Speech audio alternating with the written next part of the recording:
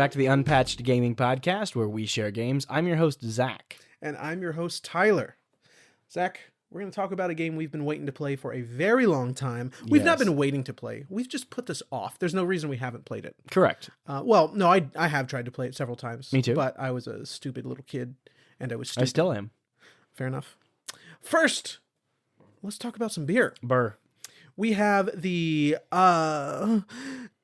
Tulicop from Varietal Brewing. It smells like melons. Melons, interesting. This is a gin barrel-aged Belgian, is it Belgian? Yeah, Belgian farmhouse. Oh, wow, that juniper comes in a lot. Mm-hmm. I had one recently. But there's also, unfortunately only purchased two, which is, I think, what I say every week. I wish I had a 6-pack of these.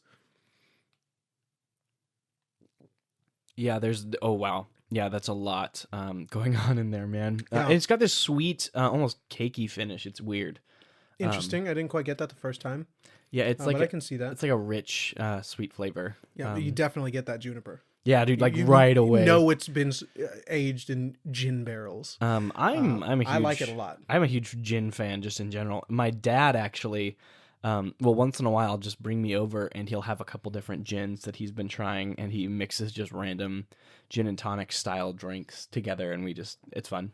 Yeah, gin is. I don't know if it's underrated, but I definitely don't not care in enough. cocktails. Like, I think gin and cocktails, like a lot of my favorite cocktails are gin based.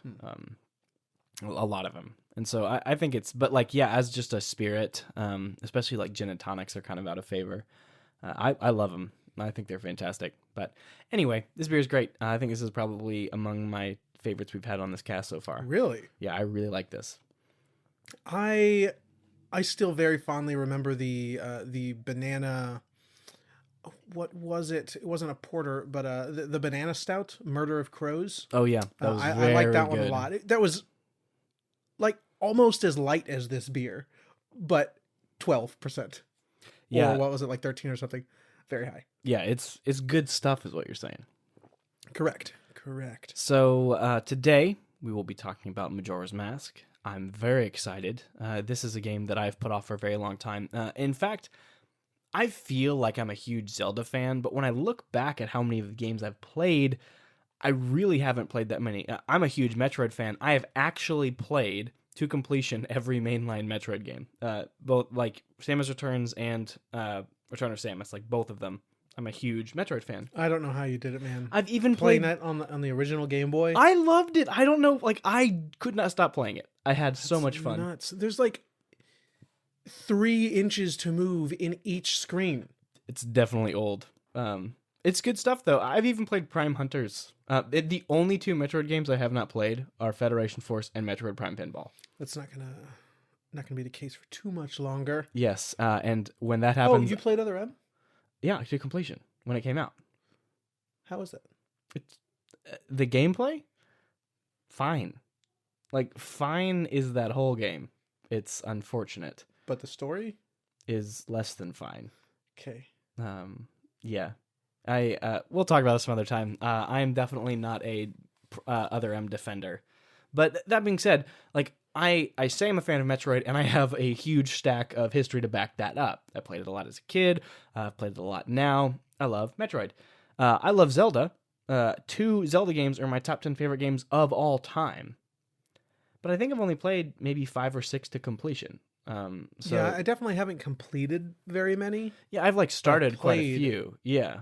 Maybe all of them except for one of the Seasons games. Like I've played, I've started. Maybe you're right, a good chunk of them. But so let's see. I've completed Twilight Princess, Wind Waker, Breath of the Wild, Majora's Mask now, A Link Between Worlds, and there's another one. I'm sure it's just blanking right now. But yeah, so probably I think 6 total. Okay. I've definitely played the 2 GameCube games. I've played Minish Cap, Ocarina of Time. I never finished Ocarina of Time. Yeah, don't ever bother. It's you guys. We'll talk about it in a second. Not that good of a game, man. Come on.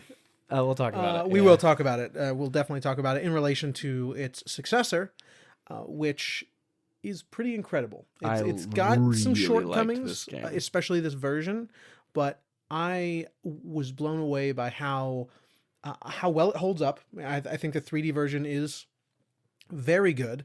After watching, I forget the YouTuber, but we watched a breakdown of the comparison, which we'll talk about. We'll talk about all that. I've also played Breath of the Wild, and I think that's it. Those are the only ones I finished. So because I unfortunately didn't finish this one. You'll finish so it. I think we're on the same page there. Yeah, and we've completed the same number. in terms of classic Zelda, like pre Breath of the Wild, I'm a huge Wind Waker fan, and that has not changed. I think Wind Waker is like the best Zelda. So that gives you a good framework for where I'm coming from. I currently believe that. I'd have to play it and Twilight Princess again. I played to make that I played Twilight definitive. Princess fairly recently, more recently than Wind Waker, but I'm confident that Wind Waker is my favorite.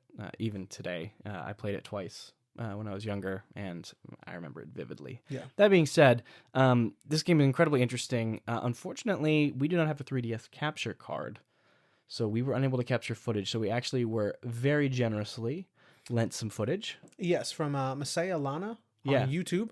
So you'll see her tag, her the title of her YouTube channel on all of the B-roll provided to us today. So check her out because she's fantastic. Definitely. Yeah, And and also currently my hero. Thank you for thank doing you that. very much. I don't know if she's using an emulator, but that looks like that's the cleanest footage I found by far. It doesn't look like it's if you look at some of the Project 64 footage, it doesn't look like it's brand new textures, but that's some good footage. Okay, so definitely check her out. Yeah, she's a lot of fun, and thank you very much for providing the B-roll today. But before we jump into that conversation, I just want to take a moment to talk about Amazon Luna. Now, this sort of technology, that this cloud gaming, is still in its very early stages. Like where VR was when the first Oculus launched. Very new. Not many people were really on board with it. One could afford it, though this is much more affordable than VR. Or there wasn't much support for it either. Even Google just sort of stepped away from Stadia. They've ended all development and closed down any in-house development for Stadia exclusive games. So now it's just a box that sits there for third parties to maybe port things to. I don't expect it to last throughout the year. I think you might. I think it's probably going to go the way of the Vita. We had a Vita game come out, I think last year, maybe 2019. Surprisingly, just things slowly trickling out on there for the 10 supporters. I say that about the Vita, not the Stadia. I don't know. I don't know how many supporters there are. But Amazon has finally stepped into the ring after, I think they announced it maybe 8 or so months ago. It hasn't been very long. But they also released a very nice controller with it. I'll talk about the controller mostly. It's sort of a derivative of the Switch Pro controller. Aside from the triggers, the triggers are not... what is that called? On the Switch Pro, it's just a button. It's not like a lever you can pull. I forget what that's called. Anyhow, it is more along the lines with all the other controllers in that regard, but it's a tank. This thing is built so well.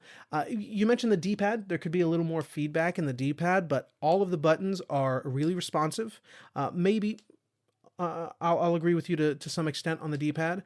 All of the face buttons really responsive, super firm. Also, the sticks, the thumb pads on the sticks, they're really concave, so your thumb fits in there really nicely. Yeah, it's really interesting. It's kind of weird at first, honestly. It is. It is a little weird.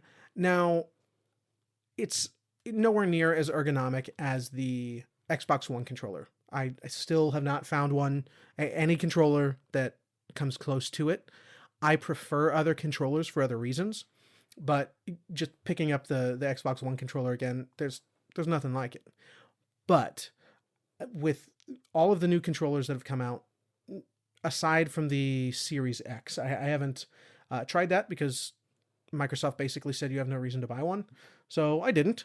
But I've purchased all the other controllers. I've checked them out, and the Xbox One.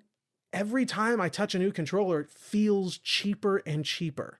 When you like move the sticks, you can hear the plastic clacking on the sticks clacking on the sides from a couple rooms away. You can just sort of like wipe your finger over the face buttons, and they're like loose, clicky plastic, and everything just feels sort of hollow. It's comfortable, but you can hear how hollow it is. It's not the case with this or the DualSense controller. Those are incredibly firmly built controllers, and this is up there. I think it's probably the best third-party controller on the market, because it is just a Bluetooth controller. You can use it on your PC easily, unless you're Epic. For some reason, controllers just Epic. Oof. I tried putting the Switch Pro controller on Epic today, and the triggers were start and select were LR and L3 and R3. But what is happening? Pro controller for a majority of like anything on the PC that I use for just that I use controller for. I end up using the Switch controller for most of it, so I'm actually looking at picking this guy up because it's a pretty similar controller, like you said. A couple little changes. I think it'd be really useful. It worked with Control. I played all of Control. So the last episode, I played all of Control with it, but I tried to play Hitman with it, and Hitman won't register the trigger buttons. Lame. It doesn't go, all over the place like the Switch Pro controller. But even after a firmware update, and 2 weeks later, I tried again just today. It's not registering the trigger buttons. It'll register the bumpers, but not the triggers, which you need to throw axes into people's heads. Yeah, that's key. That's actually the entire point of the game. It's so fun. I woke my wife up the other day because when I was capturing footage for the last episode, actually, because I was just walking around throwing an axe into people's heads, laughing at 7:30 in the morning. She gets home at like 1:30, and I wake her up because I'm laughing like a little child. And of course she comes in and goes, "What are you doing?" And you're like, babe, come look at this." And she's like, "Can I just go to bed?" She goes away, and I'm like, you throw an axe into somebody's face and you'll know what a day is. And you'll know what a day is. It's great fun. But on to the actual, Pete and potatoes, as Billiam would say, the actual cloud gaming. So I've played a few games. I'll get some more footage before this goes live. But one of the games we were going to play for this episode, which we unfortunately didn't have time for, Sexy Brutale. That's on Luna. I keep wanting to say Stadia. That's on Luna. And surprisingly, it runs way better than the Switch version. Yeah, please, if you play Sexy Brutale, don't play it on the Switch. Play Switch version. Which is unfortunate. I'm sure a lot of people, it's sold out on Super Rare Games, so a decent amount of people bought it, at least a physical copy, and of course, we don't know about digital sales, but a lot of people have probably played it on Switch. I don't understand what it is with Switch ports. Obviously, I don't make games. I literally don't understand. I get that. But can we stop with bad Switch ports? Yeah, because that's... my Switch collection is getting pretty substantial, and they're all, like, indie darlings. I have, like, 4 Nintendo games. The rest of them are all, like, some of my favorite indie games. That's what the console is to me. I saw on... but most of them run pretty poorly. The Switch Collectors subreddit, this guy posted today, and he's like, "Well, boys, I celebrated blah, blah, blah by getting my 1,000th Switch game." And he, like, posts his just red wall of Switch games. And I'm like... it's nuts. I was like, how do you afford that? Because I want to know. Well, he probably picks up games like Crayola Scoot, which I want to play so badly. It's a like scooter and rollerblade skateboard game produced by Crayola. So Anyway, Sexy Brutale runs way better on this than it does on Switch. Playing bigger games on my 2K screen, which it's actually only displaying in 1080p. Currently, it only supports 1080p. Not so hot. They run fine. They look like garbage. So that's unfortunate. But smaller games like Sexy Brutale, I played a little bit of Indivisible. I tried. That looks so good. It does look very good. I tried to play. I did play. I tried to learn. Dang it. I forget. I'll show footage of it. It's a classic block dropping music game from PSP. I'm just drawing a blank. I'm sorry, guys. Lumines? That's it. Lumines. Lumines, that's what it is. Yep. I tried to play Lumines. I'm terrible at it, but it runs great. Lumines. I'm really, really bad at it. It wasn't clicking for me. Though I could play Tetris for hours, Lumines just wasn't clicking, unfortunately. But it ran great. And then I played Control on my iPhone, and it ran great. When you tried it, it was a little stuttery, like every 10 seconds or so. Yeah, really not that bad. It was, aside from that brief stutter every about 10 seconds when he was playing, it still controlled incredibly well. And when I was playing, I wasn't getting that stutter. So a little bit of inconsistency there, but it looks great because, it's on a 7-inch screen, not a 40-inch screen. But it seems to work quite well, though from what I hear, probably not as good as Stadia right now. But not only does the controller look better than Stadia's controller, I'm sure it also feels better because this is the best third-party controller I've ever used. I think it's, if you're looking for a controller, something that isn't an Xbox One or PlayStation controller, I wouldn't look much further than the Amazon Luna controller. I don't know if it's available to you right now. I think it was only available when I got it like a month ago to those in the beta program. But when it is, if it's not already available to everybody, I definitely recommend picking one up. It's a good little piece of tech. But that's enough about Luna. Yeah, thank you for indulging me. The biggest Pete and potatoes. Biggest. And that is Majora's Mask. Yeah, man. Obviously, you see, that's what we want to talk about. Sorry for ranting for so long. I love new controllers. We have chapter markers. Correct. If there's a new controller, I know that there are some of you who love this stuff. And I'm on your side because I just let him talk. I love you. You know what I love a lot as well, though, is Majora's Mask.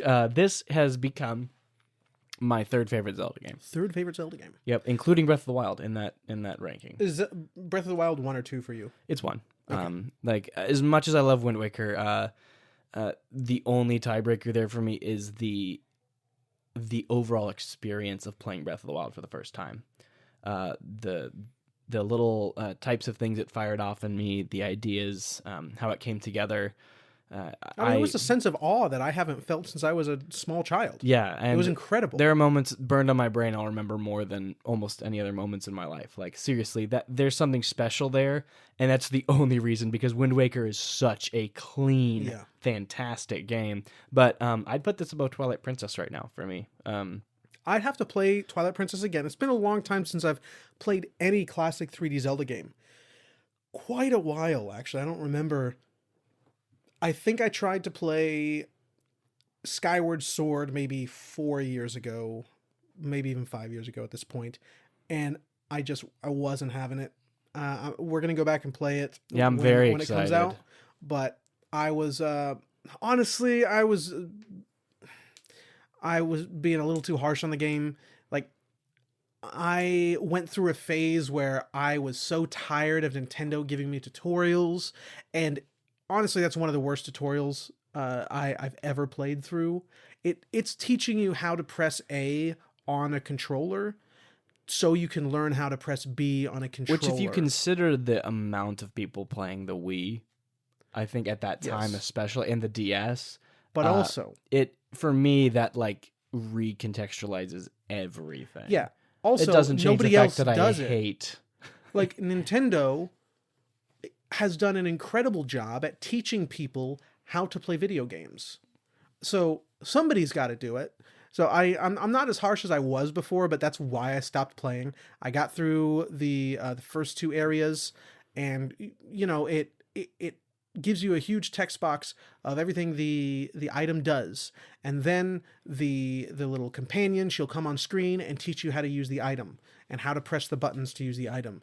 And then you go to the place where you first use the item. Exactly, you just keep smashing that A button, and then you go to the first place to use the item, and this happens again.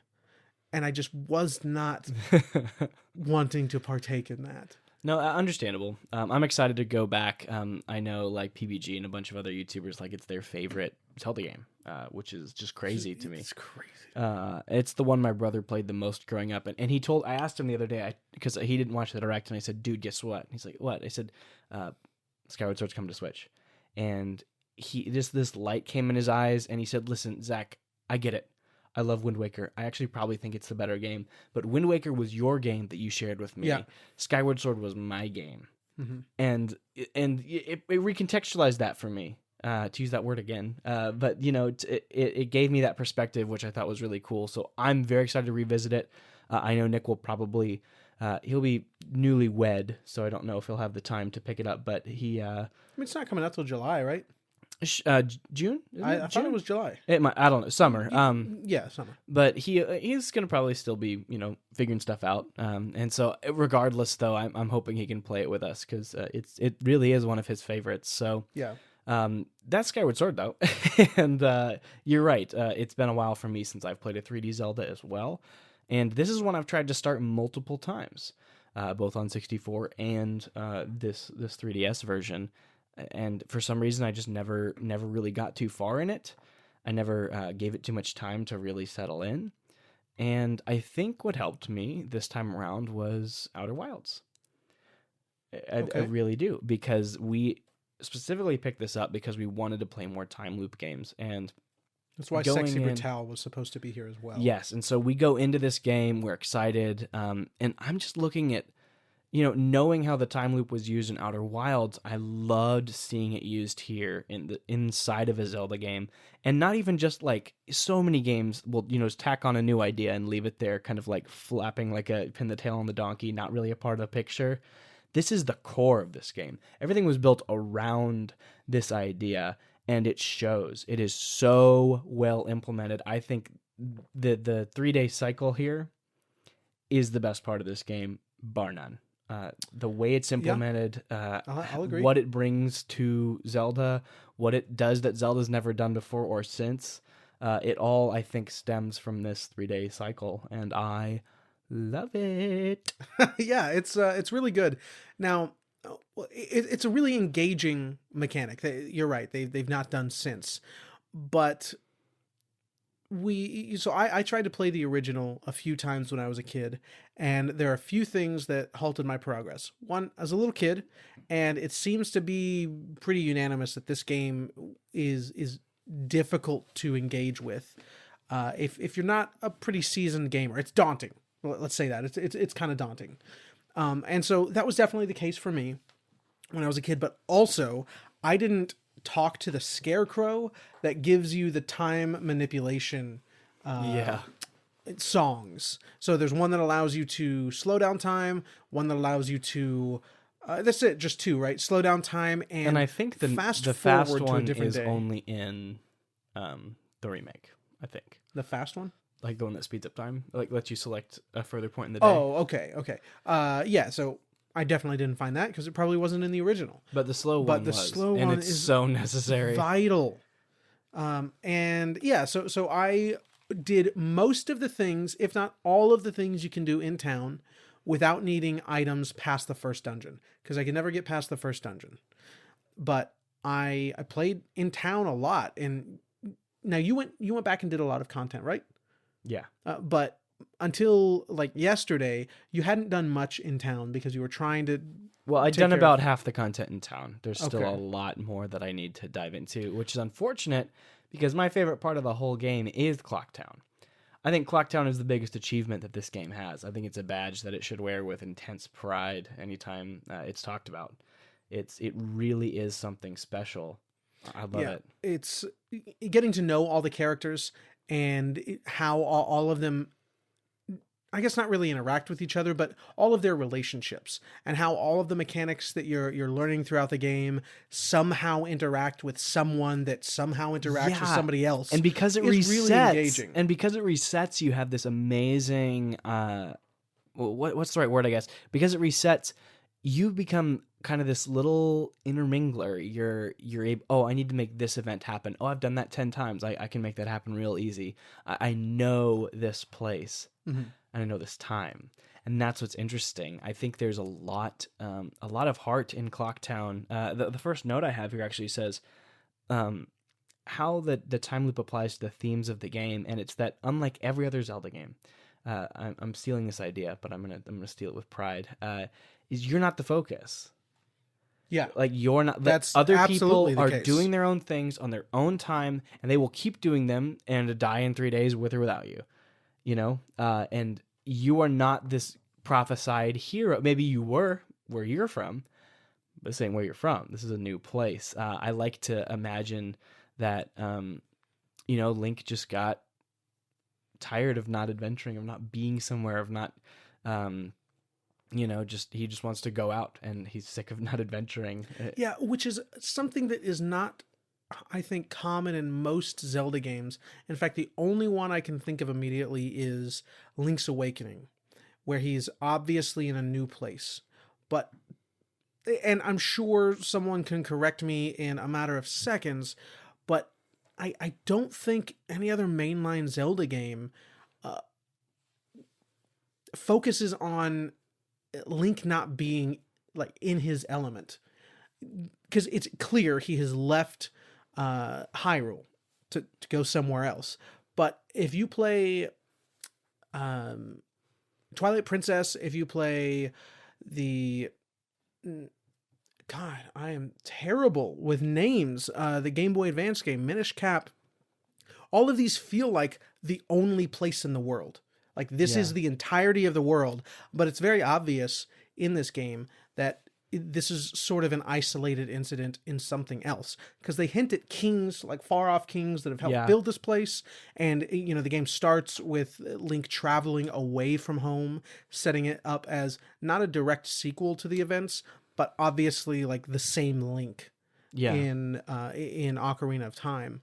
And Ocarina of Time feels like Hyrule is literally the only place in the world, is the entirety of the world. But it's not the case here, which seems kind of to great effect. Not the case for most Zelda games. Yeah, and to great effect. I think another note I have here is the time loop. It gives you this, I spent a lot of time every time you enter a new area just exploring the area, getting to know it, trying to find out what my objectives are going to be. And if I found an objective, I'd often abandon it and, go look other places, figure out what else I'm going to have to do, put the pieces together. Mm-hmm. Because then the second you restart that day, you are on clock and you book it. I remember I was nearing the end of the third day, and I'd only gotten 4 of the 7 Zora eggs you're supposed to collect. Or no, only 3 of the 7, and I've only had... and I had to go to both places still. And so I said, you know what? Let's do this. And I have never gone so fast in my life. Like, there's this intensity, this urgency. And that moon, just a little bit closer, a little bit closer, a little bit closer, and it's always there no matter where you are on the map, and it just has this urgency that the other games don't, because they're not doing a time loop. Were you frustrated when you got the eggs, you got the song, and then you restarted the day and you had to do it all again even though you had the song? I didn't have to do that. Oh, so you were able to make it through the dungeon? Yeah, I just go up to where the turtle is and play the song. I did that. It worked for me. After, like, you got all the eggs, you got the song, and restarted the day? Yep, and then I went and... Did you have to talk to the girl first? I don't remember. What? I'm sorry, Tyler, that sucks. That's why I was having such a hard time. I just played the song. I spent an entire day. My whole day outside of work was doing that dungeon because I was not gonna get those eggs again. Because I saved before the dungeon. Like, I played the song. I rode the turtles back into the dungeon. This is the 3rd dungeon in the Zora domain. With the Great Bay in this game. So I save at the entrance of the dungeon. I knew I had just shy of a day left, and I could probably make it through. We'll see. It didn't happen. So I go back, I restart the day. And when I went back to the turtle, he wouldn't activate. I'm very sorry to hear that. And so I became a professional speedrunner. Did you not play it as a Zora? That might be necessary. Interesting. Maybe. I don't know. His sick bone guitar. Oh my God. I'm very sorry for you, but you're beautiful. Zach, I could have finished this game. I spent all of yesterday doing that dungeon. And I could have done the last dungeon today. I love today. the Gerudo. They're, patrolling. If they catch you, they kick you out of their fortress. Just going through their fortress is one of my favorite parts of the game. Finding it, getting into it. I didn't know you could attack them until later on. Yeah, they'll just faint. Incredible. They don't die. So they don't die. much. They just faint for I don't know, probably like 15, 20 seconds. That's so good. But also, in this version, he's there in the main courtyard, but you get him somewhere else in the 64 version. Did you find the Invisible Warrior? I knew he was there. I ignored him. Oh, because he gives you a mask that makes them not see you. It makes everything not see you. Oh, that's, I guess, useful sometimes. Yeah, very, because there are these enemies in the fourth dungeon, and I was like, why didn't I just take the 5 minutes to go get that stupid mask? Because they will just crash down on you and have this huge AoE effect that will send you flying, and they'll just keep doing it, smashing down. It was so frustrating, and you can just put the stone mask on and walk right under them. Interesting. I have to go back. Go back. Listen. I have to talk about it, because I did develop a skill. Process your grief. Yeah, I'm really frustrated that didn't activate. It's probably because I wasn't wearing the Zora mask. I don't know if I was or not, but I think I started the dungeon at 10 or 11 a.m. So I had just a little under a day left to finish the dungeon, because I was stubborn. It's going to be the third time I went to get those eggs. It wasn't going to happen. I was mad that the game wasn't letting me use the permanent progress that it gives me to do the thing it's for, which is use the song, because they set up that precedent in the previous place where you can use the lullaby to put the guy to sleep. You don't have to go learn the lullaby again. Yes. So that was my thought process. They set that precedent. So I just kept doing the dungeon over and over and over again. And I became all but a professional speedrunner doing this thing. I can get through that dungeon in like 6 minutes. Like now. Boss included, right? Boss included. Yeah, and that boss can take a while. Yeah. There were several times where I just couldn't do it, and I couldn't even get him to I couldn't even deal damage to him in his the new stage that's in the 3D version, the like underwater stage when he breaks the platform. So I for like 4 attempts I couldn't get him to take damage. He wouldn't like try to absorb the bombs. So this fish, he's underwater, he's a giant fish because they're giant animals, that's what you fight. And there's some like classic mines chained to the floor. You can break them. As he's trying to suck in all the water and eat you, he'll absorb one of those mines if you release it from the chain. So I couldn't get that to happen for like 4 attempts, and wasn't dealing any damage. And then finally on my last attempt, it was seemingly flawless. It just happened perfectly, and I had like the timer hadn't even started yet, and I had parts of my day left. I could just do other things still. But I think that's a pretty natural progression into a segue, I guess, into one of my biggest frustrations with this version of the game, it seems, because neither of us had played the 64 game to fruition. I didn't remember it well enough, but we did watch a pretty thorough breakdown. I'm sorry we don't remember that YouTuber's name. Maybe we'll put a little tag up, or you'll see him in the description, unless Zach finds it right now. You keep going. Anyhow, the way the save system is set up in this game is it allows you to save at a statue. Nerl. Always Nerrel. Nerl. Nerl.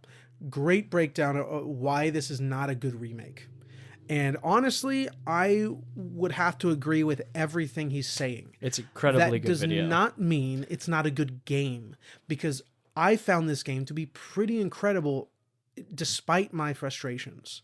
And my Yeah. frustrations are coming from being on a time crunch in a game that is a time crunch. So here in Texas, we had some storms about 2 weeks ago, 2.5 now. Sure. But I've lost about a week between these two episodes because there was 4 or 5 days without power, and then I had to catch up on Control when I should have been playing this. I only played a little bit of this when I was able to, when I didn't have power for Control.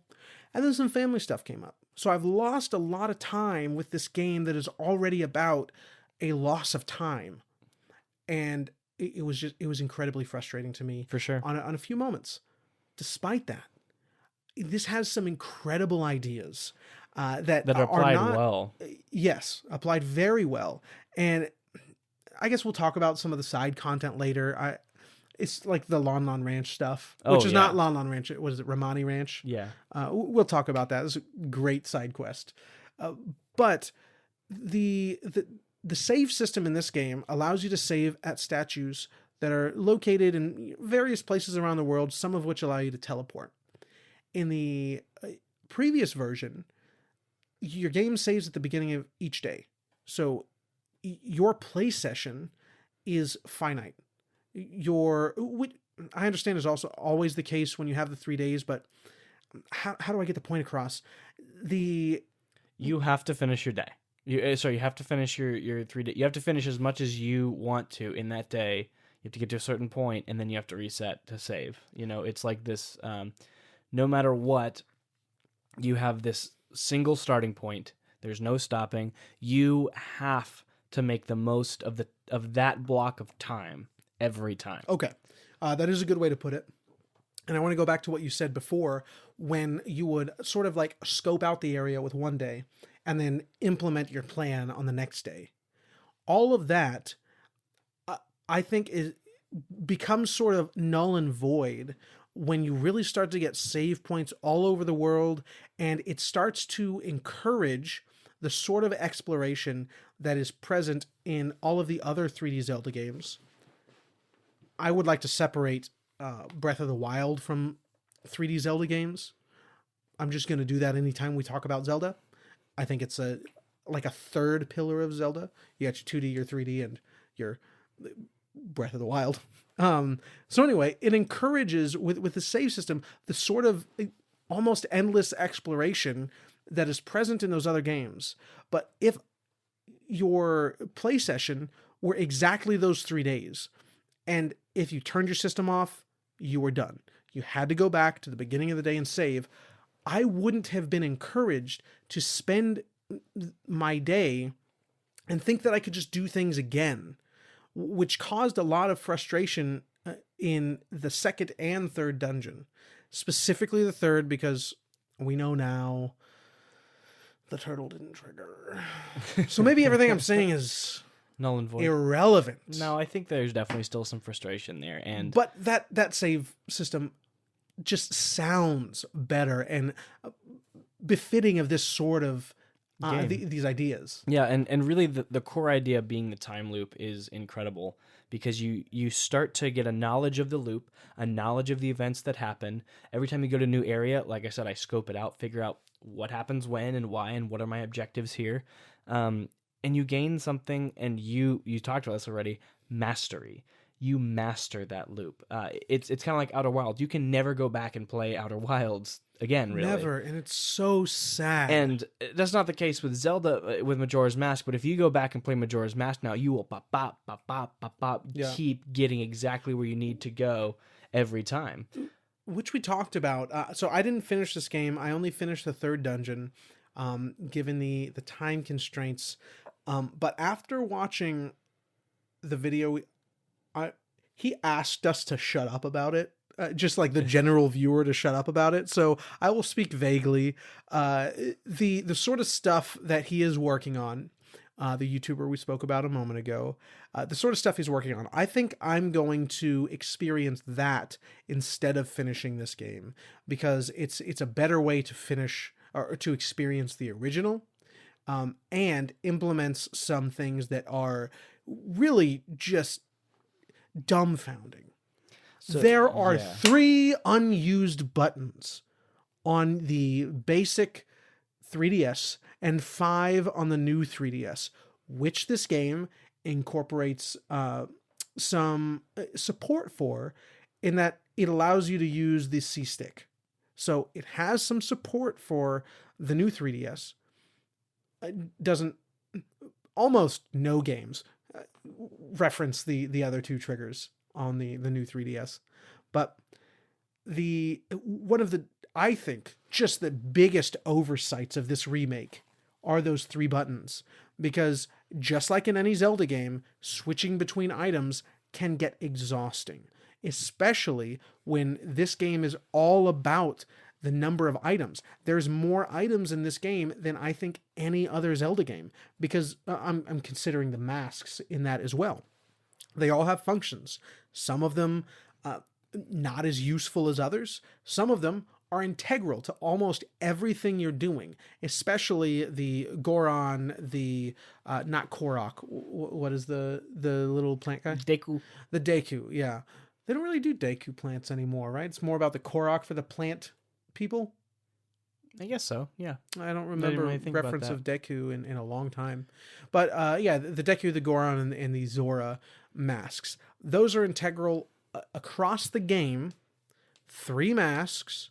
There are 3 unused buttons on the D-pad, and you're constantly having to switch that. There was a nice quality of life feature on this version, and that you have 2 additional item slots, so 4, at least one of which, most often 2 of which, are reserved for one of those 3 masks. It is just, I am baffled that they didn't think to put those on the D-pad. Yeah, a lot of It's the really a nuts lot of to the me. quality of life stuff seems misguided. There's a lot of stuff that could have been changed. There's a puzzle mechanic introduced later where you play a song and leave a statue of yourself behind to press on buttons and plates and that kind of thing. Unfortunately, it makes you listen to the song all the way through every time. Every single time. And it's like, you could have easily just made that skippable. Could have just maybe just after you do it once, map it somewhere. Yeah, Other people have mentioned this. He was talking about this in his video, but you mentioned it days ago, because you were pretty. I mean, obviously you finished it. I didn't, but you were well ahead of me. Yeah. The whole time, because you started before I did. But yeah, I started the Sexy Brutale early instead of playing this early, which unfortunately didn't pan out. But yeah, you mentioned this quite a while ago. You were pretty frustrated with it. And he mentions, I already forgot his name. You said it. We'll put it in the description. It's a great video. Big shout out there. But he mentions in the Wind Waker remake, when you play a song for the first time, maybe it's in a play session. I don't know if it's the first time in the save file or the first time in the play session. It would make more sense for the play session. But the first time you play one of the songs in Wind Waker, it'll play the thing, and then the rest of the time, every time you use it afterward, it just does the thing it's supposed to do. It does the thing. And those are already much quicker than the songs in this game, because those are only 3 things. These can get pretty long, and the cutscene can get, I mean, it's not actually long, I understand. But when you have to gamer do it, problems, it's like 5 seconds maybe. But when you're doing it like over. every couple steps, it can get pretty rough.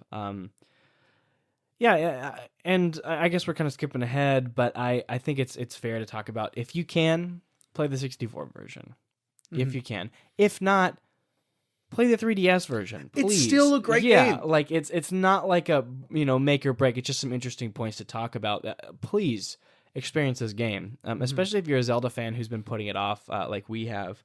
It's always the next one, the next one, the next one. Absolutely worth your time. 10-1. It's incredible. Yeah, I'm so excited to go back and finish it. I don't think I'm gonna finish this version of it. I am gonna finish a different version of it. Um, but given the nature of the game, I'm pretty sure I can get there in a fraction of the time. Get to where I am right now, especially because I can speed run that dungeon now. Yeah, you can crush it beneath yeah. your mighty fist. And something this is not really about this game specifically, but sort of a something I haven't noticed really. I really took note of it playing this game, but the amount of things that are being fed to the player, it's oftentimes distracting. There's a moment we both got stuck on for exactly the same reason in the second dungeon. And there's a room you walk into, sort of a U-shaped room, a horseshoe-shaped room, with a door on either side, on either end of that U, and a door in the middle that sort of jets out into the middle. But there are several things to do in this room. There's there's no solid floor. There's just a bunch of small platforms you can jump on. There are a bunch of torches, which are unlit. Immediately you know what to do with that. There are a bunch of enemies. You got to defend yourself. And the door locks when you walk in. So it shows you the door. However, the door it shows you is the exit on the other side of the U. So there's two things you can do. One, you can kill all the enemies to open a chest or reveal a chest, and you can light all the torches to unlock the door. So I'm doing all these things simultaneously. I'm lighting the torches. I'm jumping around killing the enemies. I kill all the enemies first. I get the chest. I light the last torch. The door unlocks, but it's showing me the other side of that U, the exit. I did not notice the door in the middle because there's so much feedback in this room. That's a 100% vital room. You have to go in there for progression. And we were both running in circles, beating our heads against the wall, trying to figure out what to do, but we didn't see this entrance. Yeah. So it's not a knock on this game, just an interesting thought about a lot of games, just the amount of feedback and the priority of that feedback is often super important, because we were not communicating with you or like playing at the same time. You were way ahead of me, but we experienced the exact same thing. So I'm sure more people have, but just an interesting little tidbit, I guess. Well, yeah, I agree. We've talked a lot about the remake and a couple little issues. We've both expressed how much we like this game, so I just want to touch on a couple little points that I like. The Goron mask, I'm done here. It's incredible. It is so fun. Like, because up until that point, you've been you don't even have Epona yet at this point in the game, and you've just been running everywhere. And it's a big map. You can get her before that, right? No, because you need the barrel. You need the big bomb barrel. Oh yeah, that's right. And so you don't get that till you complete the second temple. So you're running around, rolling around, just trying to find this, and you get the Goron, and it goes, "Hey, you can roll in a ball and roll really fast." And I'm like, "Okay," and you do, and you just launch off of the top of this little cliff, and you're just rolling through the snow. And I straight up paused, and I was like, like, it's just so refreshing. You're taking these huge jumps. Refreshing is right. Listen, I was talking to a friend of ours the other day who was playing the Spyro remakes, and I, a couple of years ago, played the HD version of Beyond Good and Evil. And, you've been playing classic 3D platformers. There is something so refreshing about maybe more simplistic designs. Designs that hold up, not all of them do. We are staunch defenders of Ocarina of Time being a bad game today. Yeah, we understand its importance today. Okay, that is a very specific statement. I do not think it's a good game today. This is still a very good game. Yeah, like today. And the parts that don't hold up are the Ocarina parts, like the stuff that are more Ocarina-ish. Ocarina-ish. What a wonderful thing I just made up.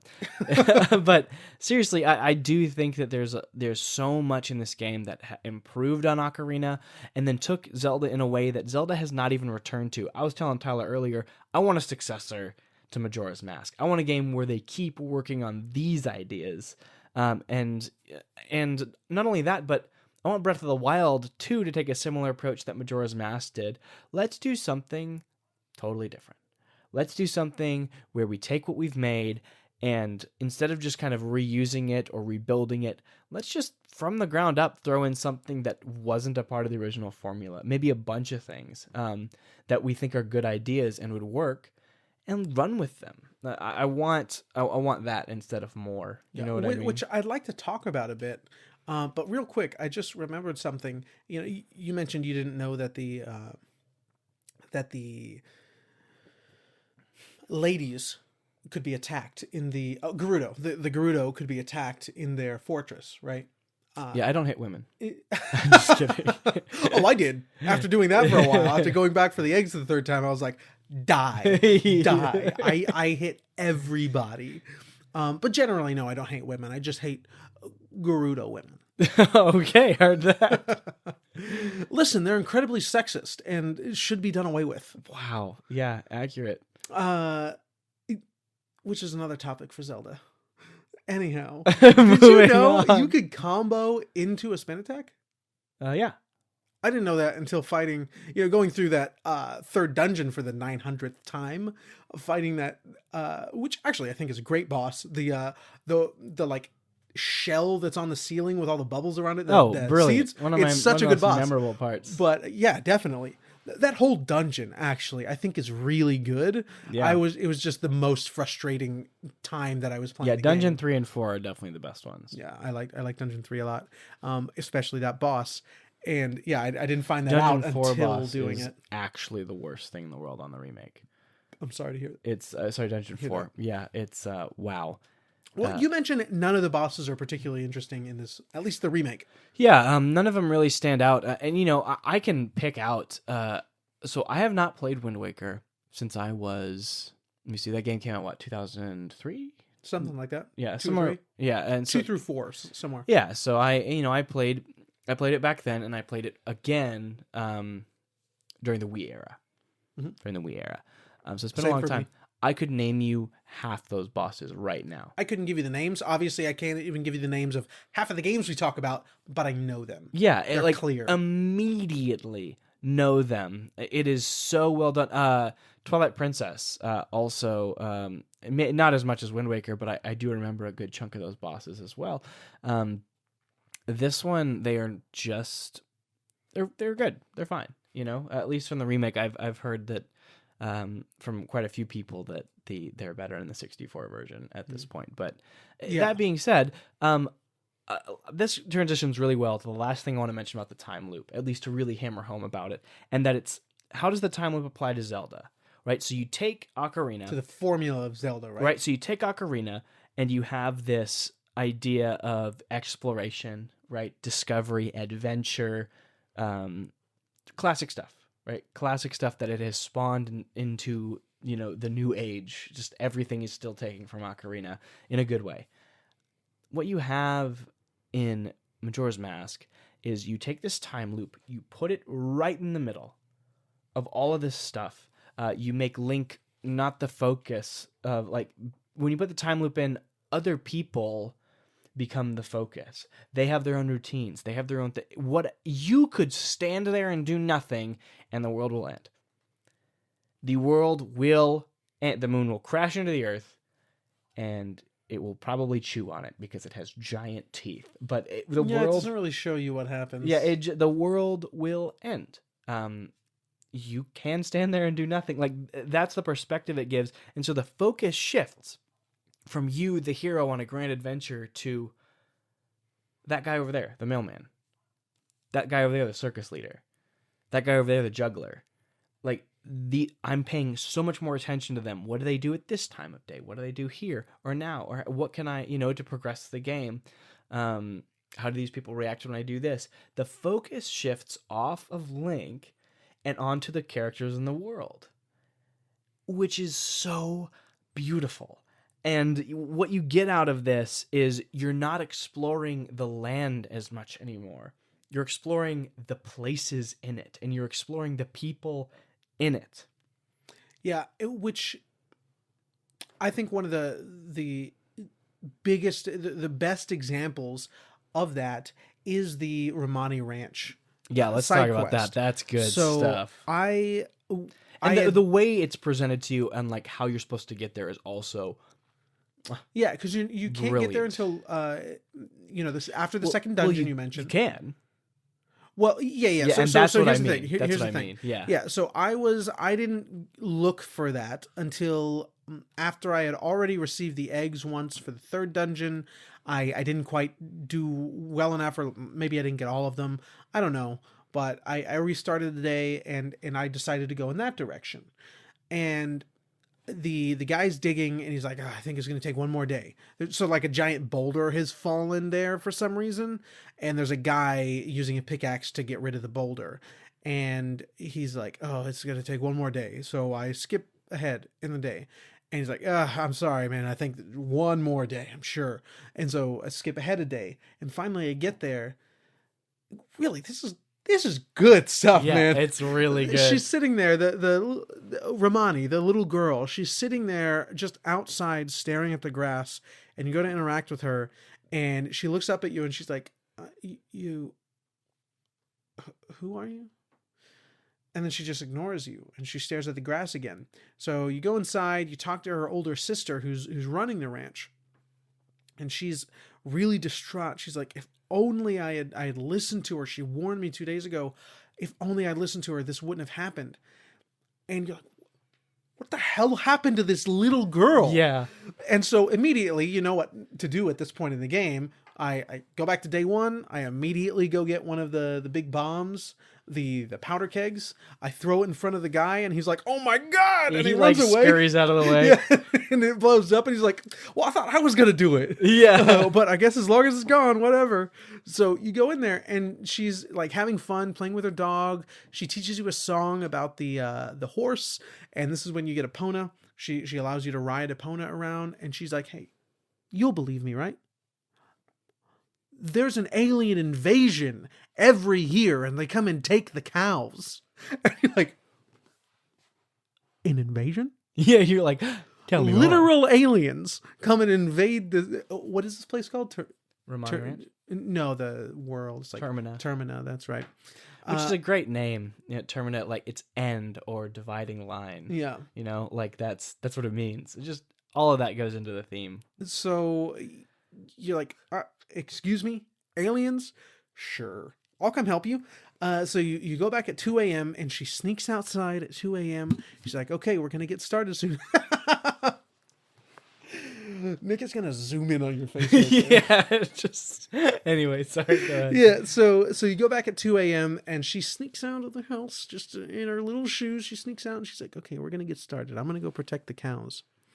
And a literal alien invasion starts, and you have to defend the barn from all of these aliens coming in to abduct the cows.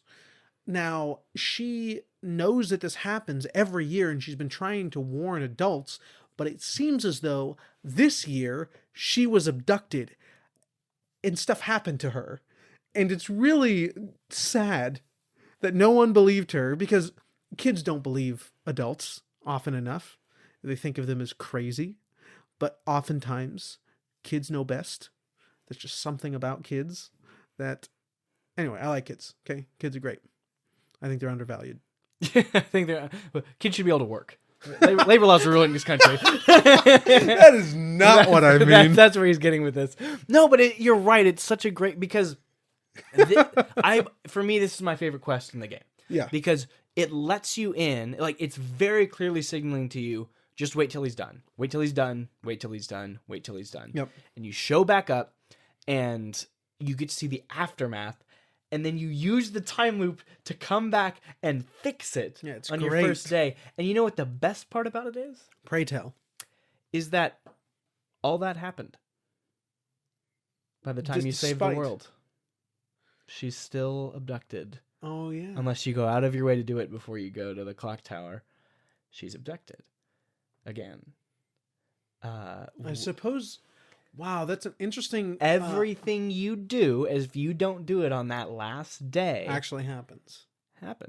which is interesting. Did you get the skull mask Yeah. that allows you to talk to the skeletons? Yep. Okay. I did you get the giant wallet for 500 rupees? No, I did not. Okay. So Uh, that's the reason I was stuck in this rut on the third dungeon, because I was like, "Oh, that's fine. I'll just go back. I have the song now. Everything else in the game is set up to listen, we already know it's probably because I didn't wear the right mask. Anyway, it's because he didn't wear the right mask. very likely. I will just say yes at this point, even though I don't remember. But I went to do the beachside spider house. And Yeah. once you do that, some guy was like, "Oh wow, thanks for clearing out that basement. Didn't even know it was there. Can I have this house?" And Link is like, Yeah. I mean, he's a kid. It's not his house. But anyway, he's like, "Oh, of course, not for free. Here's a giant ass wallet." Yeah. Finally, which the rupee economy in this game is just abundant. Yeah, which is rare for a Zelda game. Now, you seem to have trouble with it. No, not at all. I always had enough. I you did? never had Okay. less than 500 in the bank. Oh, I never had less than 1,400. Yeah, see, like that was the difference between you and me. Is I often would just end the day with like 200 rupees and just not care. Well, I always put them back. Yeah, like I straight up did not even take the time sometimes to go back and put it in, because I'm like, I have rupees. Yeah, and then I wouldn't withdraw, because I don't know if the chests are in the same place in the remake, but if you put on the slow time song as soon as the day starts, you can go to the east side of town and get 100 rupees in an hour and 15 minutes if you're going slow. And this is before I had the bunny hood, so you can probably get it in less than an hour with the bunny hood. So, which is like 2 minutes game time, or 2 minutes real world time. So you can get it incredibly quick. So I never withdrew anything, and would always fill back up at the end of the day. So I think currently, which I'm not going to go back to it, but I think currently I have over 2,000. That's amazing. Anyway, we were just talking about That just got nothing, stuck on that money. everything ends. Yeah, with in that spider house, when you like interact with the skeleton before putting the mask on, what's the fairy's name? Tail? No, Teal is her that's brother. Her brother. Anyway, Toddle.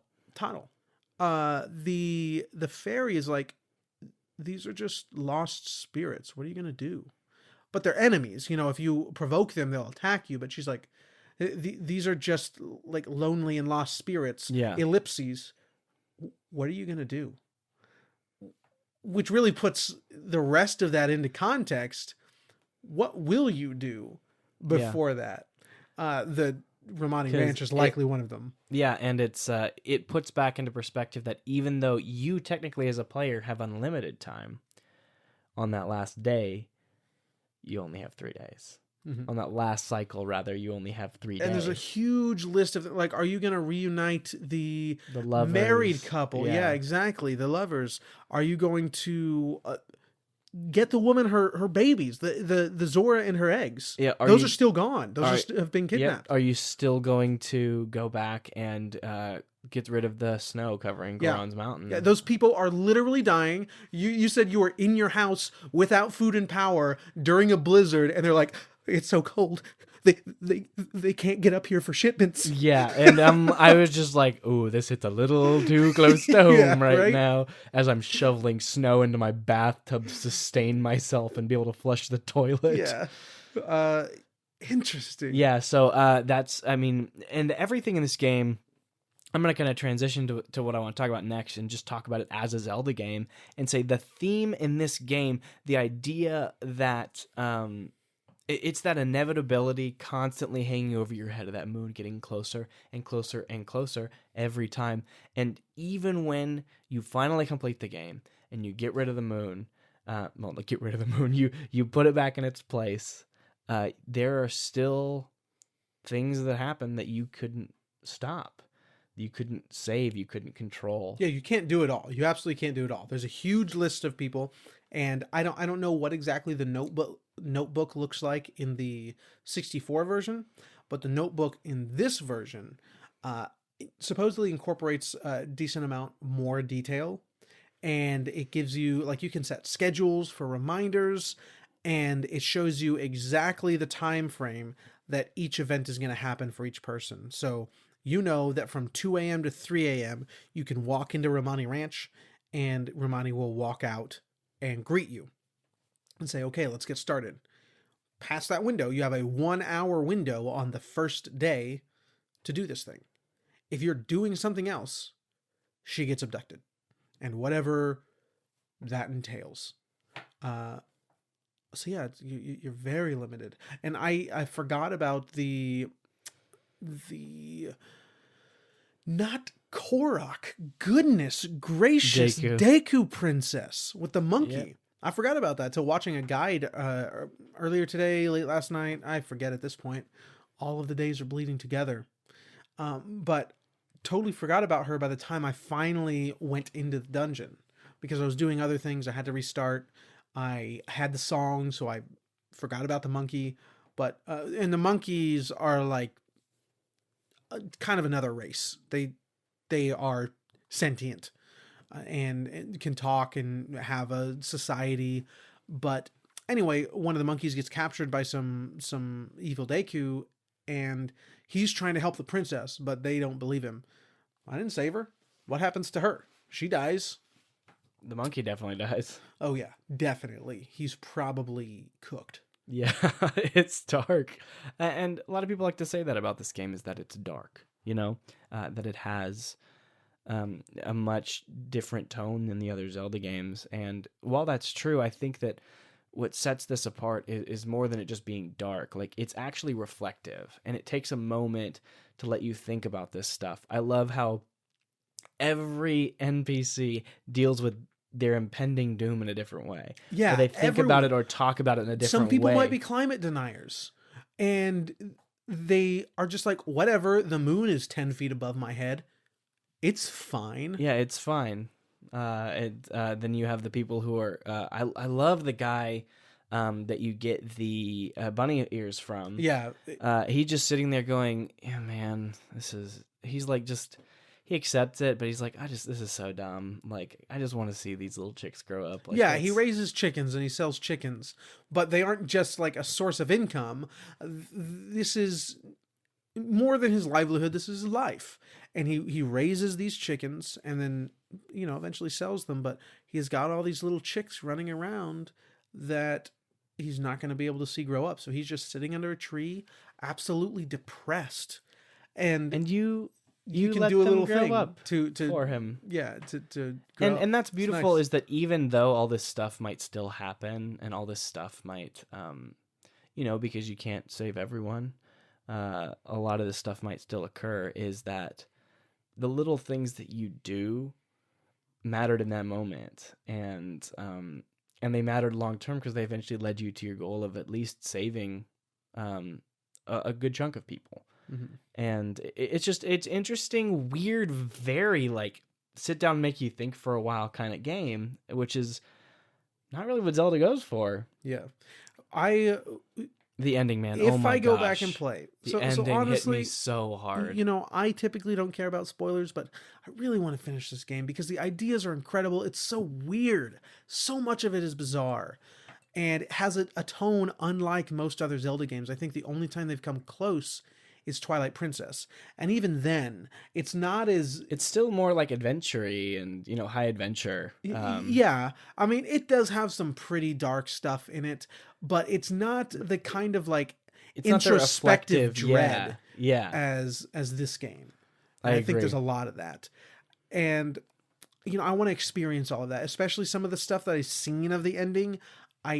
Point is, I'm going to be hypocritical, but can we not do spoilers on this one? That's fine. I appreciate that. It's not much. It's just the way the ending is presented. That it like what happens isn't what's cool. It's the way, the music, how everything comes together when you finally get up on top of the clock tower, and just the weird imagery and all that stuff. It just and that scream. You mentioned the scream from Skull Kid. Oh yeah, the sound design. Ooh. It's That's so like bueno. the high point for the sound design in this game is the scream for Skull Kid. It's so good. Yeah, it's Oh, incredible. well, also the scream for Link every time he puts on a mask. Like when he puts on the Zora or the Goron mask, and any of the other masks he just puts on. But when he does that transformation, he like puts the mask on, he bends over like he's writhing with a little bit of pain, and then he like bows backward and the mask comes to life and is screaming. It's very good animation. Yeah, it's harrowing, man. It's good Yeah. stuff. That's what I think the most special thing about this game is the time loop and how that loops into this greater theme and ideas presented in the game. Um, honestly, if I didn't just love the actual game portion of Wind Waker and like if I'm going from pure story and pure like emotion, this is my favorite. Yeah. Yeah, it just from that part alone, just because it brings something to the table that's not there in other Zelda games, because those other games aren't trying to do this. This is a very unique experiment, I guess you could say, for lack of a better term. They haven't revisited something like it, but I love the ideas here, and for me, I think the next logical talking point is why we think it's better than Ocarina outside of that. Well, really quick, before I forget about what you said, because I went off of my own tangent. But you mentioned everything happening in the world by the time you beat the last boss. Whatever you don't resolve happens, and I'd like to be.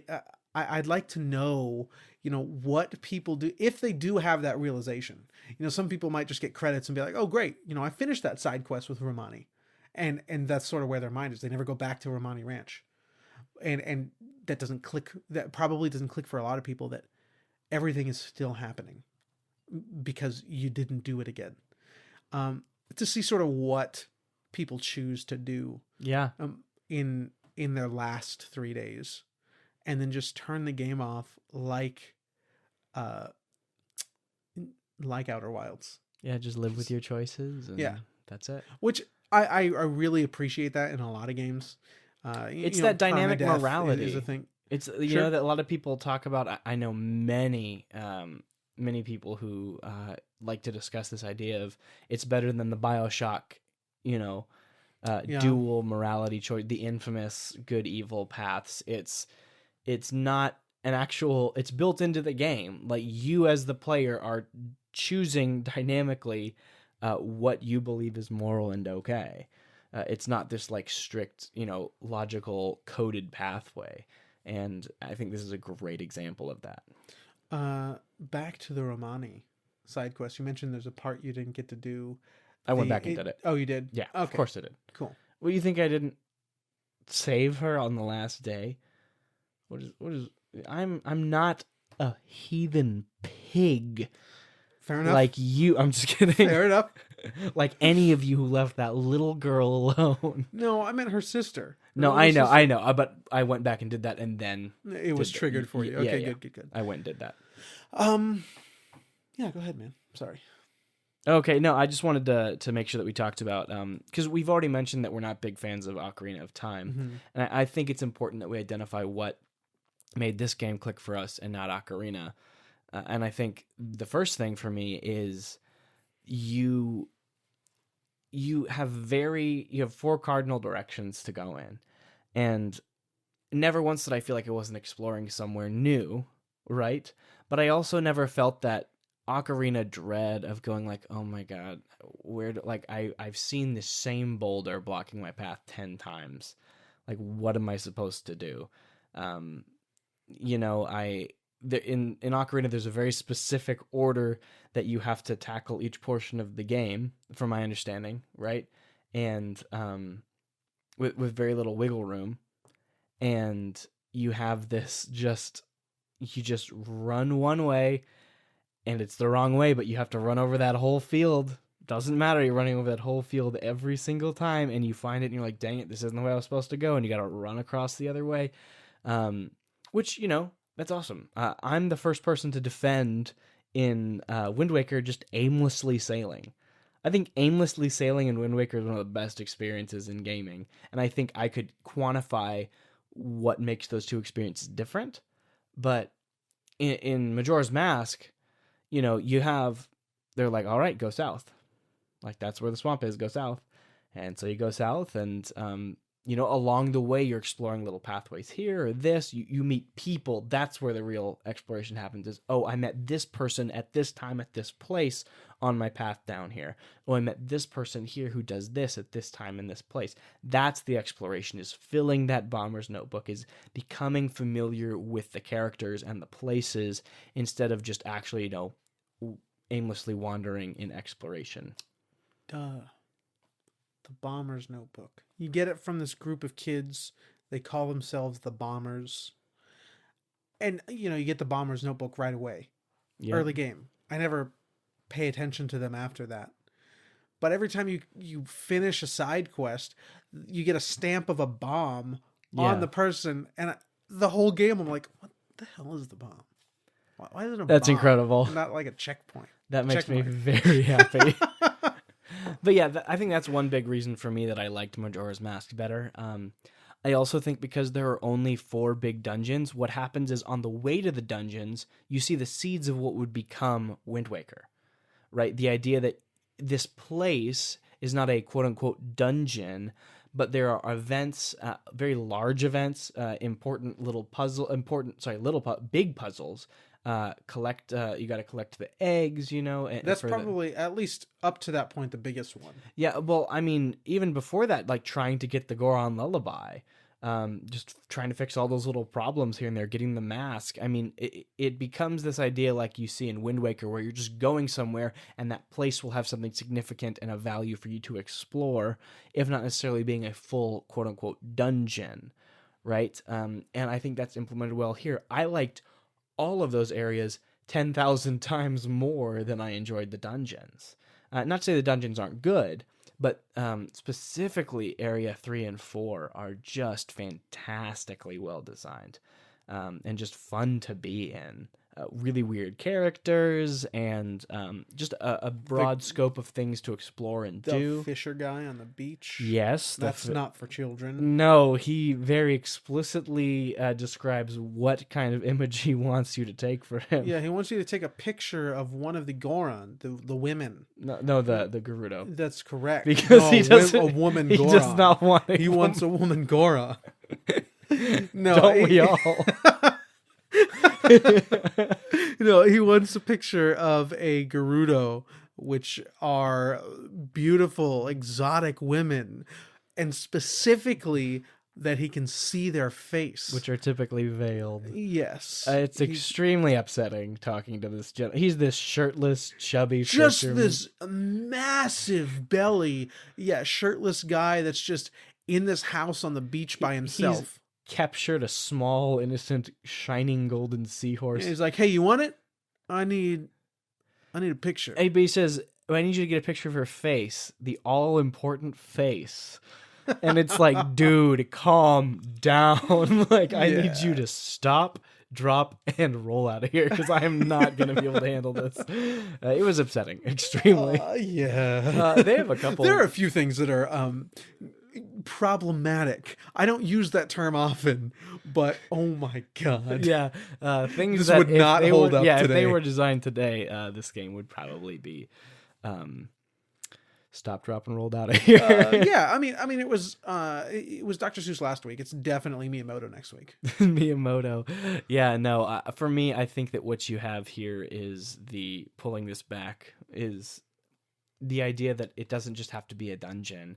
It doesn't have to be the classic dungeon design, which is funny because, this game was directed by the guy who did the dungeon design for Ocarina, but he saw the value in these just open environments for you to start to learn and piece together yourself, where it doesn't have to be constrained by a door that you walk through every time. That's something that I think was really nailed in Wind Waker, and of course, mind-blowingly executed in Breath of the Wild. So yeah. Speaking of doors, I really hope that that's a challenge they are able to overcome for Metroid Prime 4. Yeah. I knew you were. Yeah. I hope. just for me personally, I hope that the game starts with you having to go through one of those doors, but then opens up into the Breath of the Wild moment. Yeah, You know, yeah. where I think that would be really fun. Just. And Just it should take like 10 seconds. Yeah, yeah. To like load the room. Yeah, I never knew that as a kid. I was just shooting the door. Why does this one take 17 seconds and the other one takes 0.2? Yeah, it definitely didn't click for me as a kid either. But yeah, there's a smart way to hide loading screens, though. absolutely, and it works well. It helps you keep something that it does well that is worth considering too. Is it helps you logically segment the areas. It's helpful, but it would feel dated. Absolutely, so incredibly dated. Because look at Breath of the Wild. There are better ways for you to keep a mental image of what's important in your head. And Metroid just marking it on the map. Sure, but Metroid, not even though. Like, you can easily put together, like, if you dropped me anywhere in Breath of the Wild and I got like a couple landmarks, I could probably walk to the more significant locations. Yeah. Pretty easily without, having to teleport. Yeah, my second playthrough, which was another 70 hours, I didn't fast travel once, and only explored. I only got around to exploring the first two, well, I say first. Yeah. I think it was 3 sections of the map of the like 8 or so. Because there's so much to do and you create such an incredible mental picture. And guys, if you haven't done this before, I know there are some people who, are staunch defenders of not fast traveling, that pure gaming experience. Breath of the Wild, not fast traveling in Breath of the Wild is incredible. Just allowing yourself to really be in the world. I don't do it all the time. I fast traveled in this game. I fast traveled in Control. Well, this game you have to because you're timed. Yeah, this game strictly encourages it. But try it out sometime. Something like Breath of the Wild, maybe The Witcher.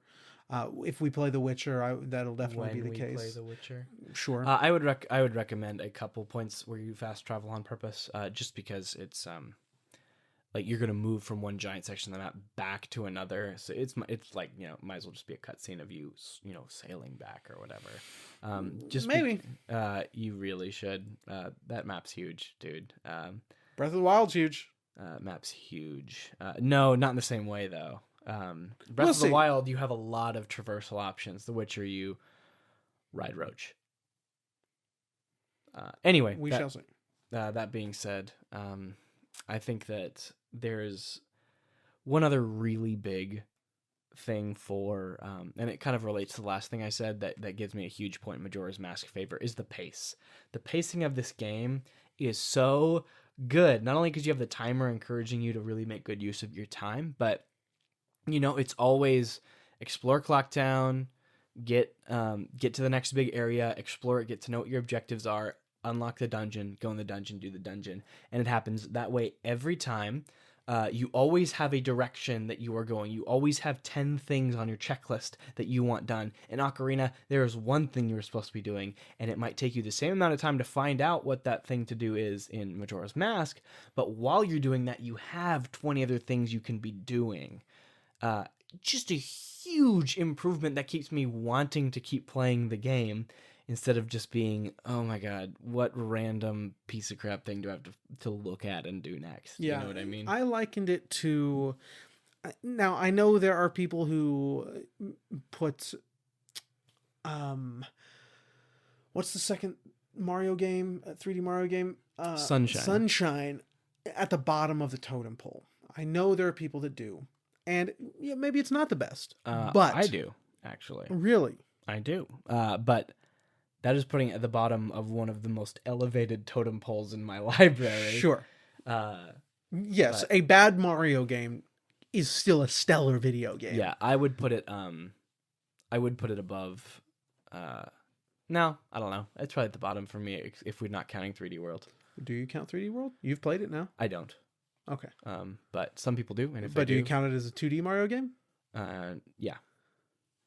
Because there's nowhere else to put it? Like, reluctantly put it as a 2D Mario game? No, if we're going to give me 2 categories, it would definitely be more 2D than 3D. Okay. But Bowser's Fury is a 3D Mario game. Interesting.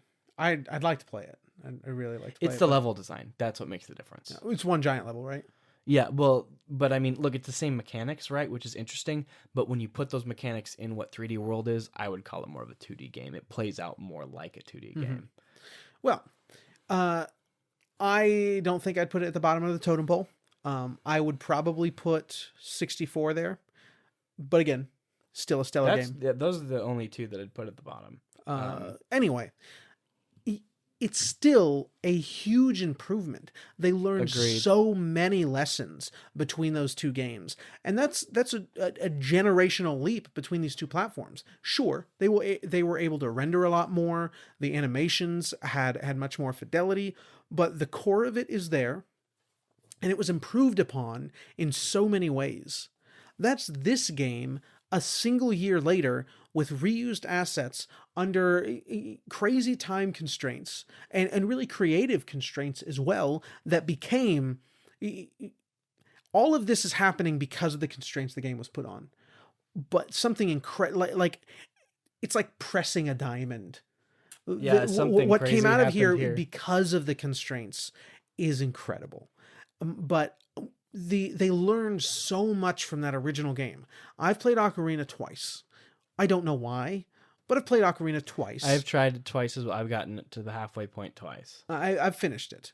I don't know if I 100%ed it the second time, but I've definitely seen credits at least once and gotten way into the game the second time. But there are huge leaps between these two games. And I mean, it holds up. It shows. And it feels like such a more modern experience when playing both of them today. You can play them both on this console, and this seems like it was made for this console. And what I mean by that is just, like 15 years later. It holds up in ways that the other game just can't. Yeah, and it has a couple of things that don't hold up, but I mean, it's incredible how few there are compared to Ocarina. What would you put at the top of your 3D Mario totem pole? Well, I haven't played all of them. That's straight up a sin. Yeah, I haven't played. What was the one? Odyssey. I haven't played Odyssey. That's a contender for the top of my totem pole. I've played Galaxy 2 once, and I've played Mario Odyssey twice. Based on what I remember of Galaxy 2, it could very easily be my number one. But the more I play Odyssey, the better and better I realize that it is. It's Galaxy for me. I've played Galaxy twice now. I've never 100%ed any of them. I've 100%ed both Galaxy In fact, maybe just to say I did, I'll go get the last 4 purple stars in Galaxy. Yeah, do it, man. I just couldn't be bothered. That's fine. I not only couldn't not be bothered, Super Mario Galaxy 2, I 100%ed the game and then said, wait, it's done? I was so sad. I actually consumed that game. I don't know why I didn't get it. I've never played it. I never played the sequel. But It's so good. I was probably going through a phase at the time where I was like, Mario, what? Dude, check out this PS3. Look at this Uncharted 2. That's a game. It is I a game, I was probably going through a phase like that. I mean, you're not wrong, though. Uncharted 2 is a game. Yes, it is technically a video game, and it's a stellar video game. But Galaxy's up top. Just the ones I've played, which is really only the ones that came in the 3D All Stars. I would put it Galaxy Sunshine 64. Anyway, sorry. I just wanted to know. No. I just wanted to know. It's a sin. I know I'm a bad guy. Dude, can we just play Odyssey or Galaxy 2 for the cast? Yeah, but I mean, are we all over? Are we done thinking that Galaxy 2 is going to come to Switch? I don't know. Okay. I kind of want to hold out just a little bit longer. That's fine. We'll play Odyssey. I love Odyssey. Yeah. Dude, the Mario has never moved better. We're talking about Zelda. I think that I've talked about pretty much everything that I've wanted to talk about so far. We've given a lot of spoken harshly of a lot of sections of this game and still praise it and are like obsessed with Yeah, huge please portions play of it. Please, it's so good. Like it is so much more than the sum of its parts, and I cannot recommend it enough, especially for Zelda fans who haven't played it. Like, please play this game. It does something that you will not find in any other Anywhere Zelda else. game. Anywhere. It's so special. There's one more thing I'd like to mention that's really just something I was thinking about. I don't know how true this is, but you mentioned you wanting a follow up, maybe not a direct sequel, but a successor to Majora's Mask. So I do wonder what that would look like, because I was thinking about the constraints the game was under. The game was under many constraints, one of which being the controls of the system it was made for.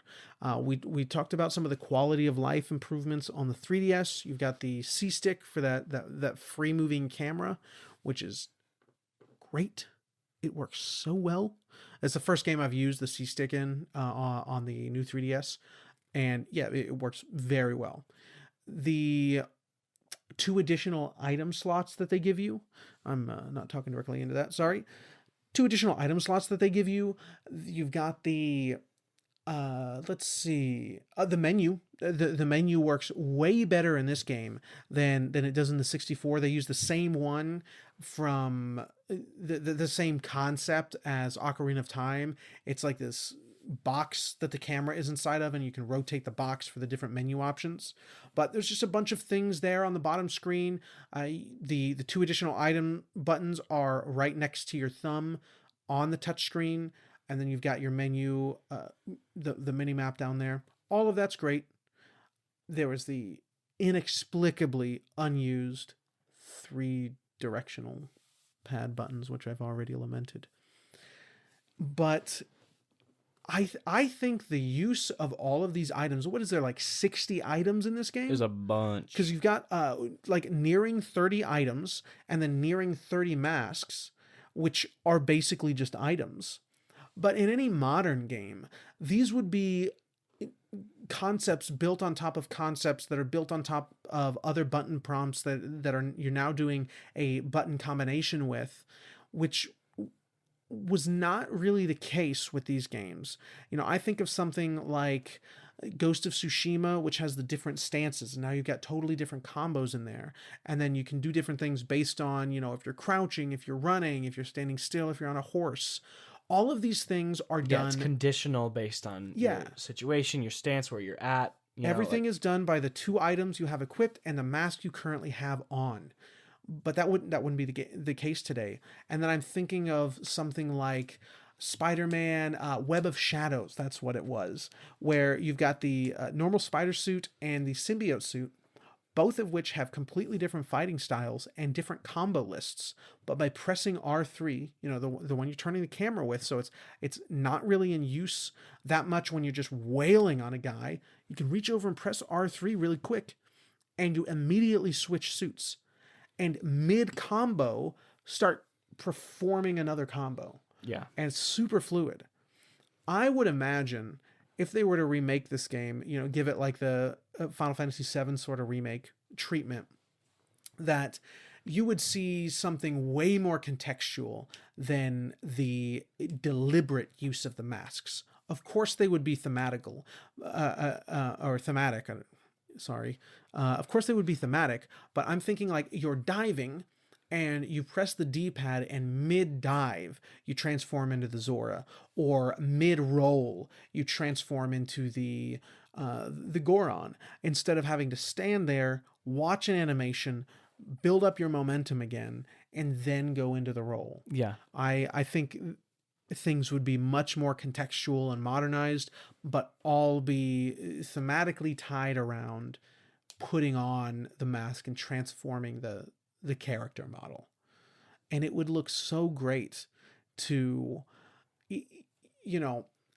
slice a few enemies with your sword and jump off of a ledge and transform into Zora so you can do his like dive kick. That would be so cool. Anyhow, that's all. No, that's not totally all. Yeah, I think it's interesting that the masks are sort of just a a workaround to the constraints of design conventions, and really just how we knew to use a controller and everything that a controller was at the time. It's an interesting workaround to those A terrifying constraints. three-pronged implement of death. Yeah, correct. Yeah, you can do some things with that. Yeah, for sure. No, but for real, I think this is a great game. You should play it. It's definitely one of my favorite Zelda games now. It's a special one. Mm-hmm. I'm grateful for the chance to have played it. Absolutely. Finally happy we went through it. Hey man, we got one last little segment to wrap up. We do. A little bit of Hitman. A little bit of Hitman. The continuing adventures of John Hitman. I want to take a moment just real quick. I don't think we'll be taking a break this week, but mention our Patreon page. $10 tier will get you into Discord where you can start chatting with us. Check out my upcoming slew of control photos. I just went through all of those. Though I had 3 gigabytes, I actually have less than a gigabyte of the photos I've chosen because I took like 3 to 5 shots of each image. Finally went through those, and we'll start uploading those soon. I already shared a few in there. Start talking about, what you did on your final 3 days. We want to hear about that. And just start sharing games with us. Tell us how great some of the Zelda games we've not gone through is. Please defend Four Sword Adventures, or whatever that 3DS game was. Triforce Heroes. The Triforce Heroes, that's the one. That's on our list. Yes, it is on a very specific list that you guys will be hearing about later. It's good Yeah. stuff. And if you're listening to us on any podcast platform, please consider a review and a like and subscribe if you are on YouTube. So, tell me about John Hitman. Let me tell you, he went to Colorado. This time, and he had 4 whole targets. Yeah, it was a big level. Yeah, big level. And I honestly, I'm gonna be really honest with everyone here. I'm ashamed to admit it. I tried to kill as many people as I could with the smashy car arm thing. Yeah, just as incredible. Many, and just we talk about how satisfying chunking an axe at someone's face is. It's a similar crunchy, satisfying just watching the absolute incredible speed of this just metal arm smushing, for lack of a better term, just smooshing someone into the car. So there's this large metal arm with a that sort of comes into a point, and it's being used right now to simulate. I don't know what it's actually used for, but it's being used to simulate a sort of disaster that this militia is going to stage. They're going to have a truck ram a car, a limo with 4 key targets in it. They're going to rush in, kill the 4 targets, take a briefcase. So you're going through a training mission of this whole thing. There's dummies in the limo. There's this large battering ram that smashes the car, and you can release the safety from it. And the instructor is one of the targets. And she's like, look, you did this, blah, blah, blah. Go do this.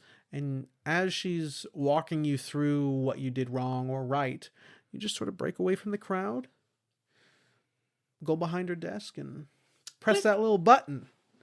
And she died for me. She was the only one that died. And someone went over and checked on her. And I was about to walk away, but I saw in my periphery someone was checking on her. I was like, oh, wait a minute. Beep. Did it again. And again.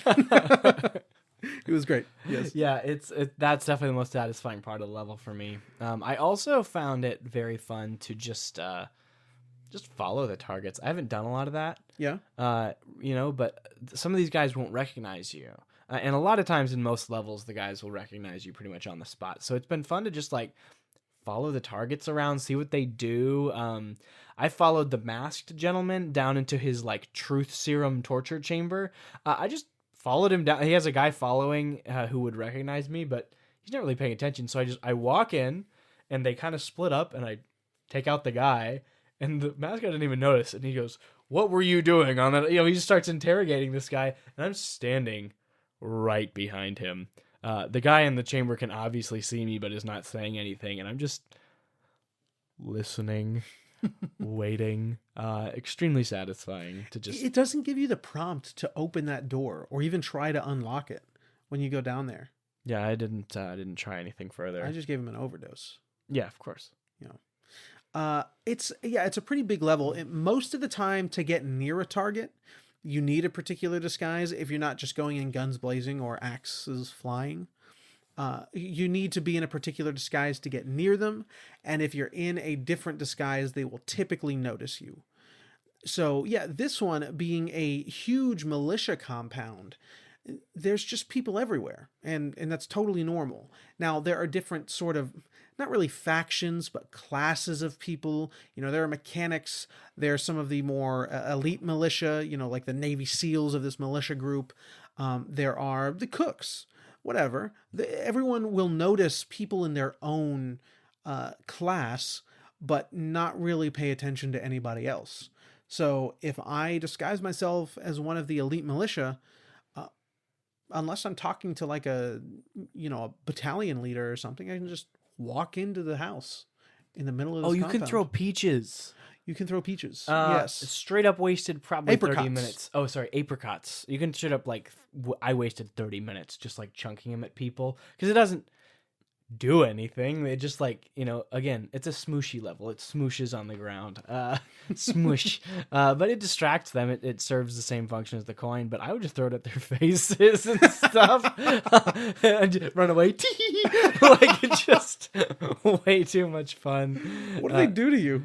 If they notice you, they're like, what the hell? Like, hey, can you stop littering and act like an adult? yeah. Just threw a coin at a guy. Yeah, it's what people say to me on the street every day. Yeah. And then you just eat French fries off the ground. I do at Six Flags. Yeah, that was ages ago. Yeah, I was a young boy. Trying to impress nobody. Yeah, pretty standard for Zach. Just like, you think I should eat this French fry? No. Okay. And I just eat literally a stepped-on French fry under the table at the food court of Six Flags. And that's why I rarely get sick. Yes, you have a very high immune system. Actually, that has probably nothing to do with it. I know. But I think if most people in this country left for another country, they would die as soon as they exit the plane. Yeah, like it's crazy. Our immune system collectively must be so weak, given the things that we have to sanitize. Like the level of sanitation in this country is psychotic. Yeah, I mean, I like clean. Sure, but you've also been to third world countries and have had roaches crawling in, as have I. Roaches just living in the rice bin that you go and scoop your daily rice from. And this is what Tyler's saying he prefers. No. He would rather eat roach rice than live in America. Anyway, how many apricots did you throw? I didn't throw any. I picked up a few. I didn't throw any. Would you just grow up back like an adult and stop littering? So I, again, given the time constraints, only had enough time to play this level once. I am going to capture a little more footage. What I found to be the most satisfying was it's on the outside of the level. So this entire level is fenced in, and you start outside of the fence. You got to get in somehow. Outside of the fence is a hay baler. You just drop hay into here, and it goes through this cycle, and out drops a hay bale. I assume, because you can't do that in this game, what you can do is put a body in it, and out comes meat, chunks, a geyser of viscera, and it's so satisfying. And as soon as I put one in there, I didn't know that was going to happen. I went to get another body and put one in there because usually in these things you can put two people. Yeah. And I wasn't paying attention. And so I just pressed Y again to put the new body, in there. And suddenly the thing starts shaking and I hear the bones cracking and the meat grinding. And I walk around and just see it spitting out all of this blood. And then a notification pops up that I did a good thing. And so I did it more and more until I got the achievement. It's great. That's my kind of game. Yeah. Viscera achievements. Viscera achievements. It's just so satisfying. It's those moments that I love in this game where either you have an idea, like a really good idea on how to get somewhere you need to get or something, but the real just sparkling eye moments are when you see some sort of everyday device that has been contextualized through your John Hitman eyes as the most incredible murder device to ever be devised by man. Yes, it is a ton of fun. Now, depending on the version of the game you purchase, I don't really know which it is. There's many nonsensical versions, like approaching Evolve levels of confusion. You ever play Evolve? No, but I know exactly what you're talking about. Okay. So anyway, depending on how or when or why you purchase this game, you could have a cowboy hat and a sky blue suit and skin like alligator skin boots. Of course that's what I wore to Colorado. Duh. On my second playthrough, I tried to go in. Huge failure. You're not going to do this successfully.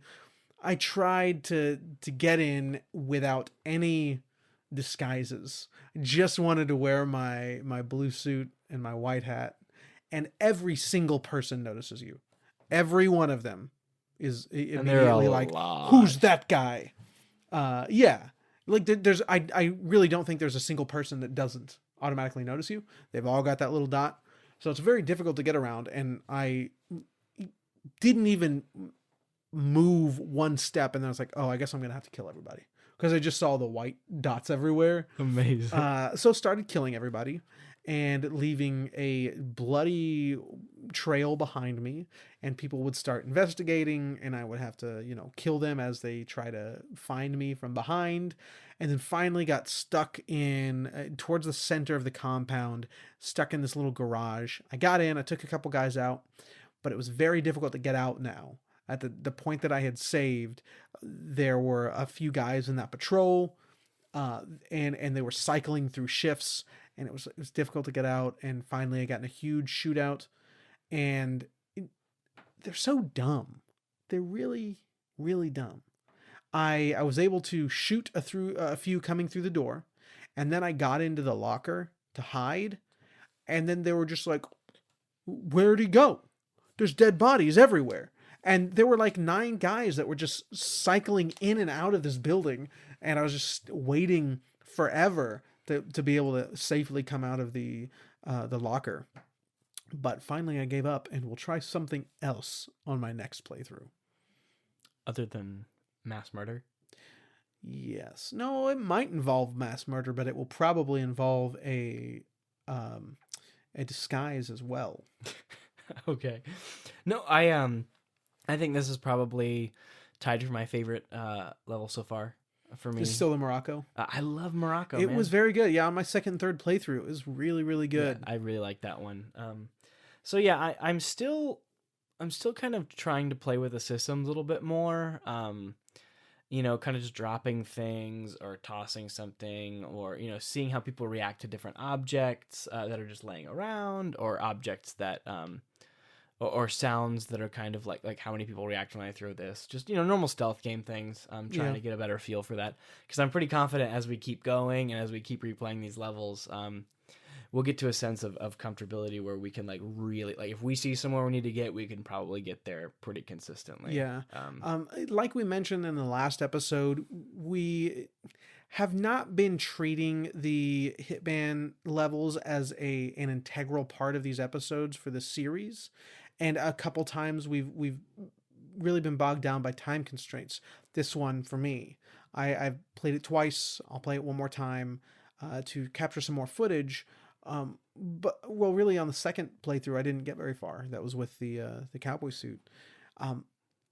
Yeah, these games should be played 4 or 5 times. These Easy. levels. Yeah. And I think that something that's really interesting to talk about is when you take a Hitman level, and you start to just, because honestly, I have not done that many scripted kills.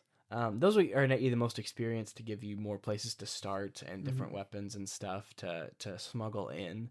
But I really haven't done that very much. To Yeah, be I didn't honest. do one of them in this one. I I started and then I lost the time, so I didn't do any of them. Oh no, I did the smushy one. Yeah, correct. You're right. I did that one, but I mean, I would just like find good times to take them out, and it was really satisfying that way. So I think that when I went into these games, I was like, okay, the scripted events are the fun ones that they want you to do, and they're going to be the most rewarding.